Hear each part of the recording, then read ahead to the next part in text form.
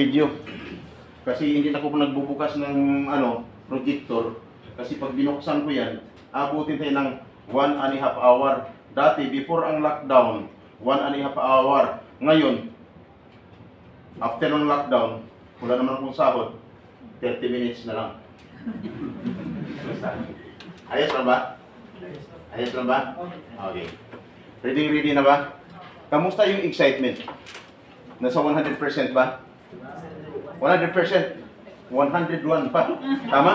Kaya lang kadalasan, after ko mag-talk, lahat, yung 100%, pag nabanggit ko, yung mga dapat yung malaman ngayon, lahat, naubos na. Yung 100%, ubos na. Wala nang natira. Bakit? Mr. Sam, ano mayroon ka? Mamaya. Okay? Magtatanong lang, i-shorten ko na lang oras ko. Sino ang mga ex-abroad? Taas ang mga kamay. Sagot na lang sagot, ha? Taas ang kamay. Okay. 10. Sino ang mga first-timers? 11. Sabi niya ba, ang galing niya sa math. No? Siyempre, ganun kami mga speakers dito, magagaling sa math. No? Pero nakahalata ba kayo? Nagbilang ba ako? Hindi. Sino ang pinakamarami? First timer, ex-abroad? First timers. Kaya, sabi ko 10, ang ex-abroad, first timers, mas marami. Magtanong ulit. Sino ang ex-abroad na umabot na ng 20 years sa labas ng bansa? 20 years. Wala. 15 years. Meron. 10 years. Meron. Huwag mo yan.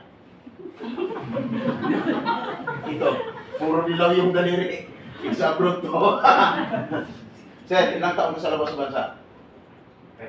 10 years. Meron pang 10 years yan. Huwag mahiya. Kasi kayo ang bigat. Ngayon. Sir, 10 years ka sa labas ng bansa. Pwede ka bang lumipat dito sa harapan? Katabi, ma'am. Ha? Huwag mahiya. Dapat, pag mga ex-abroad, paraban. No? 10 years! Sir! Tingnan natin kung may antokin, ha? Kasi lahat dito nanonood ko. Lahat gising. Lahat ng gutom. Pagdating sa part ko, busog. Busog ng ano? Hangin. Okay! Sir, 10 years ka sa labas ng bansa. Nung umalis ka nun, saan ka nagpilos? Sagot. Mula. Matandaan. Pero nagpilos ka nun. Hindi dito. Hindi. Ang tanong, nakita mo ba ako nung magpilos ka? Sa pinagpilosan mo? Hindi. Nakita mo ba hindi? Parang hindi. Hindi. To the point, hindi mo ako nakita. Bakit? Wala naman talaga ako doon. Kasi pag parang, ang sagot mo na sa akin, oo lang o hindi. Okay! Sir, kamusta naman yung pang-ibang bansa mo? May naipon ka ba? Meron? Anong naipon mo, sir? Guys, yung naka-orange. Yan. May naipon ka naman noon, sir? Meron naman po. Anong naipundar mo? Bahay at sasakyan. Wow. Bahay at sasakyan. Wala ka namang naging karanasan. Pag sinabi ko ng karanasan, may karugtong pa yan. Either good or bad. Sir, may bad experience ka ba sa labas ng bansa? Anong nangyari sa'yo doon? Hindi lang isang employer. Hindi lang isang employer. Ibang pinirman mo sa Pilipinas, iba po dating doon. Hindi naman po eh. Lipat-lipat.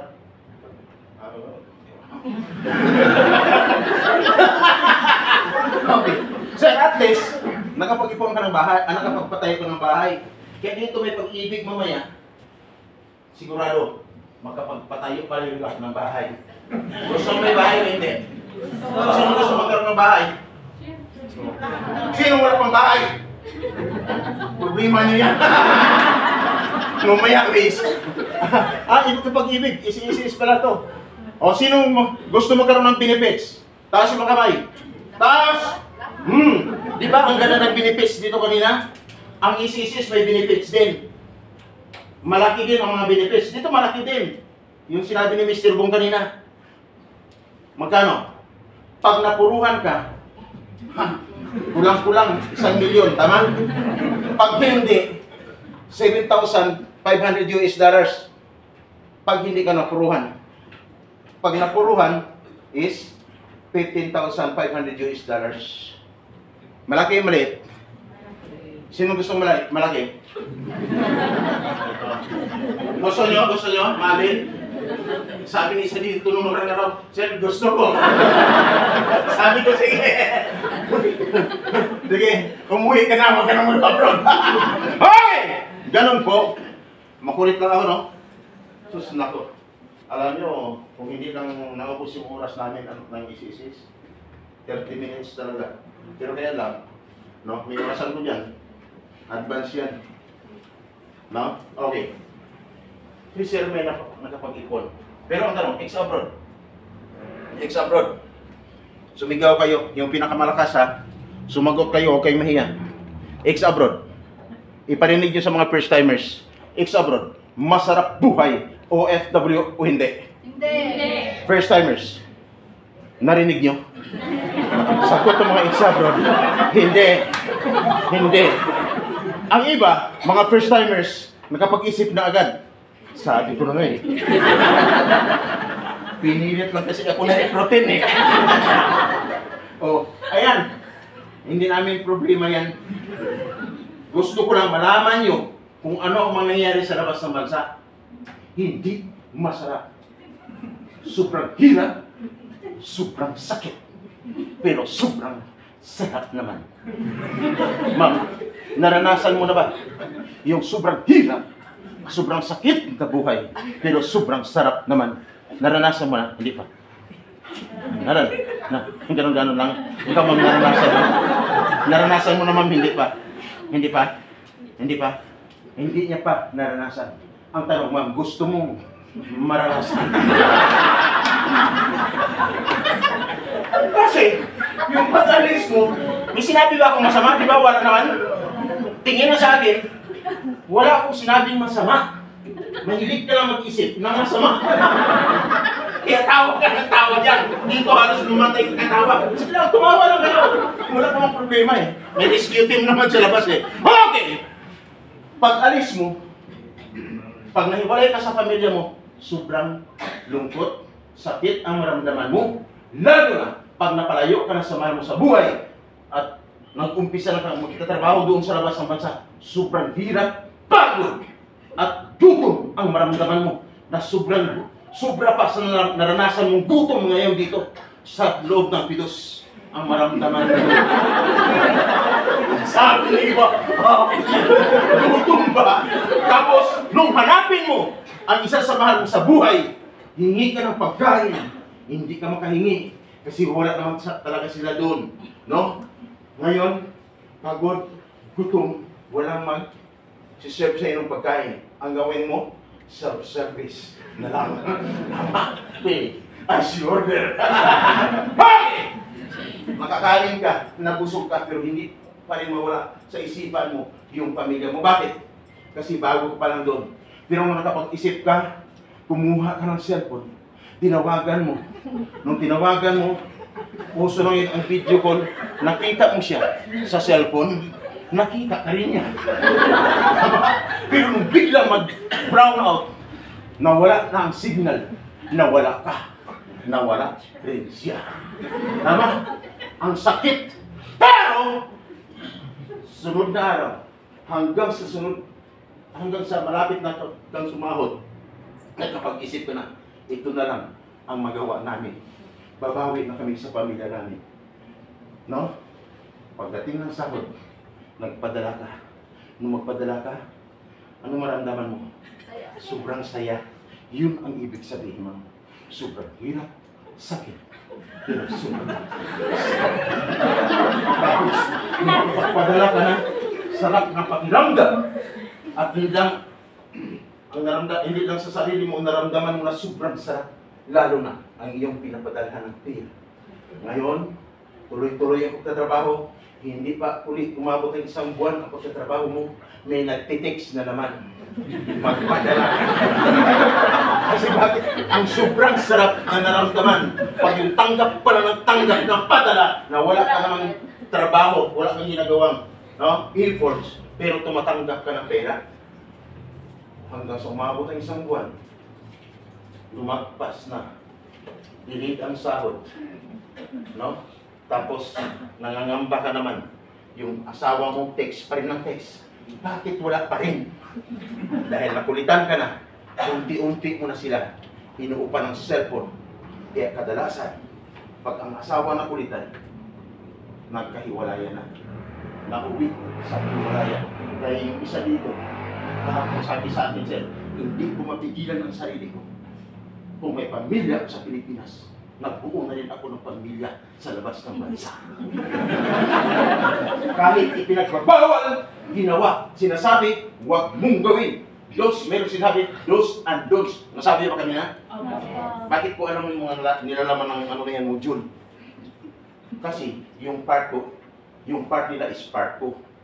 Yung sila, kung sila ay signatory, may PIDOS certificate, signatory din ako. Accredited, facilitator sila ako, accredited na ako. Yan ang pagdating sa part ko, yan ang hindi nila pwedeng pasukan. Bakit? Problema ang hawak ko. Just in case of emergency. Ano bang mukha ng mga tao na nasa emergency na?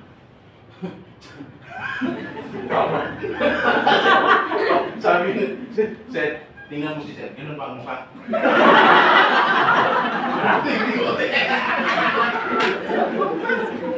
Grabe, iba itong speaker na Sir. Sabi ni iba, sige na, tumatawa lang kami dito, pero bilisan mo. Okay! Yan po ang mangyayari sa labas ng bansa. In short, pag-usapan natin, ano mga problema kadalasan pagdating sa labas ng bansa? Yung pagbabago. Yung narinig mo dito, akala mo kinana okay na. Pero hindi pa pala.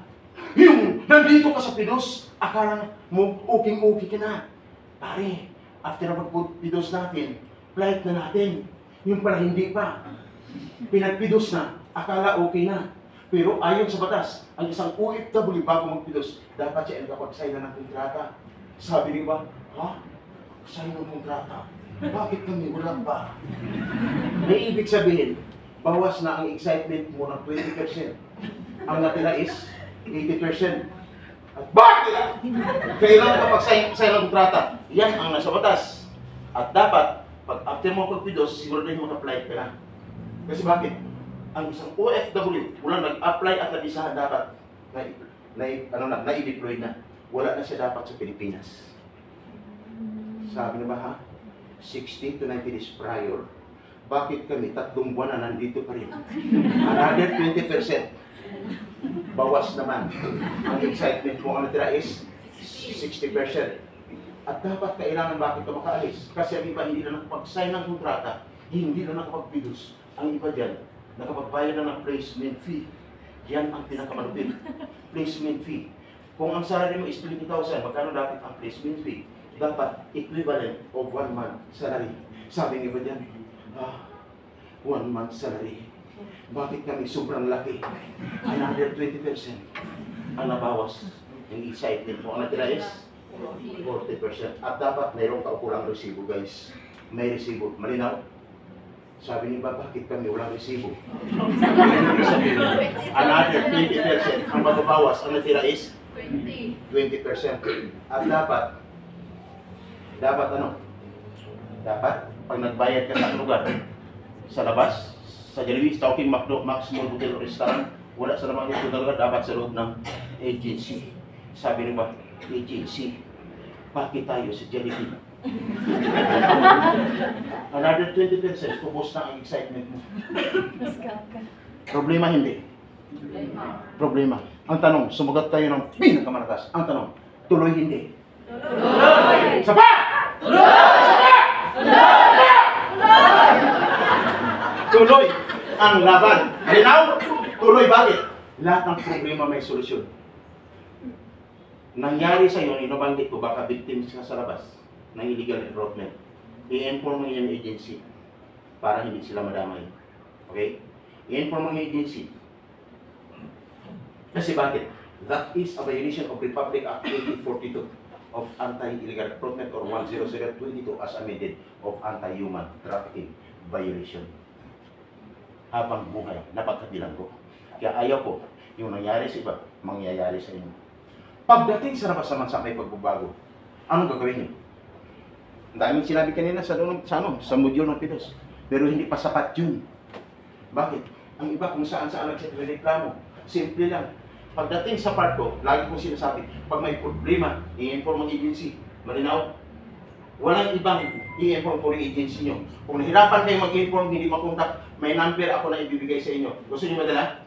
Yes. Yung number niyan, 0948-019-970 at 0963.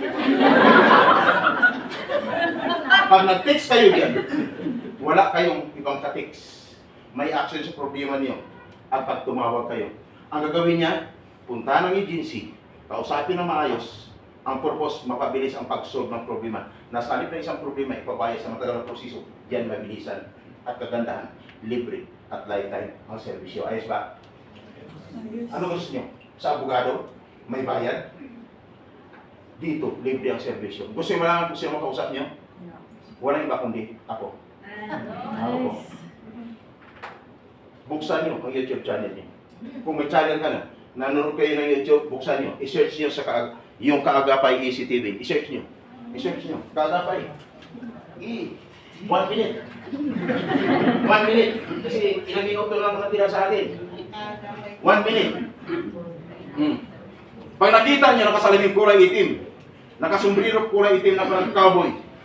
No? Pag nakita nyo, nakita nyo? Okay. Ang gawin nyo, walang iba, kundi i-subscribe mo. Pag sinubscribe mo, huling araw may problema, kakasali ka dyan sa loob ng cellphone mo. No? Kasali ka dyan. Okay. Nandyan po. Maliban sa YouTube channel ko, ayan ang number ko. Nagbabalita ako, no? Ang number ko, ibibigay ko sa inyo mamaya.